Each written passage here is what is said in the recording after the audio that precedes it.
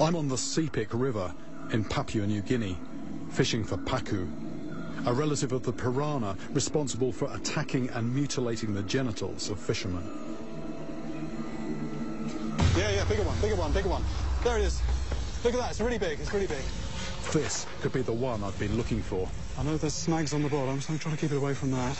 Yeah, just see it. It's black water. You can just see it down there. Yeah. Oh, yes. I need to just keep it away from stuff on the bottom, but there's also people's houses in the water. Just need to keep it away from that. At the moment, it's in open water. That's good. I'll get it well and truly tied out before I try and do anything with this one. Then I need to examine it without losing a chunk of my hand. I don't want to rush it.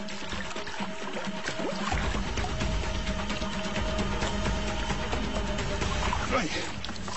Oh, and that actually, just take a look at that. As I lifted it out, that straightened the hook as I lifted it out. Oh, now this is interesting because I've just been seeing small ones of these. That's a different animal from what I have been catching. This is more of a size. Ooh.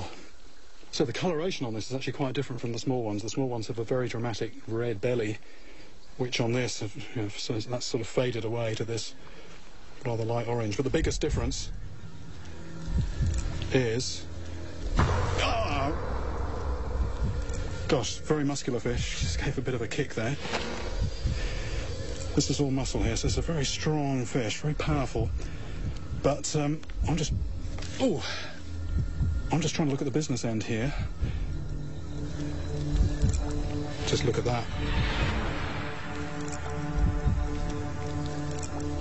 On the small one, they were quite delicate teeth. On here, I mean, those are real crushers. What this fish normally feeds on in the Amazon is seeds and nuts, and they often have tough cases to be opened. So these teeth, basically, they're nutcrackers. This thing really does look like a giant piranha. But the teeth on this, not designed for cutting, but for crushing and tearing. Seeing those teeth reminds me of all the stories I've been told about the attacks on people. It's like human beings biting onto my leg. Those teeth really do look uncannily like human teeth. And to be bitten by those, I think that would be a very creepy experience. It would be just like being bitten by a person. I didn't experience the type of pain until now. Come on! They say that when a piranha bites you, when it actually bites, you don't know it's happening because it's such a clean cut. But this would be a very jagged, messy tear, and I think you'd certainly know about this when this bit you.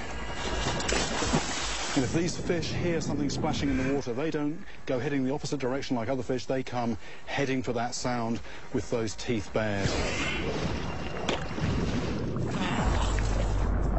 I'm left in no doubt that the pacu is the bowl cutter. A vegetarian turned man-eater. An outsized piranha with a taste for human flesh. An alien invader running amok, dominating entire stretches of the Sepik River. The river people now accept that the bull cutter is something they have to live with. It's just a graphic example of the unintended side effects that you can get when you start meddling with nature.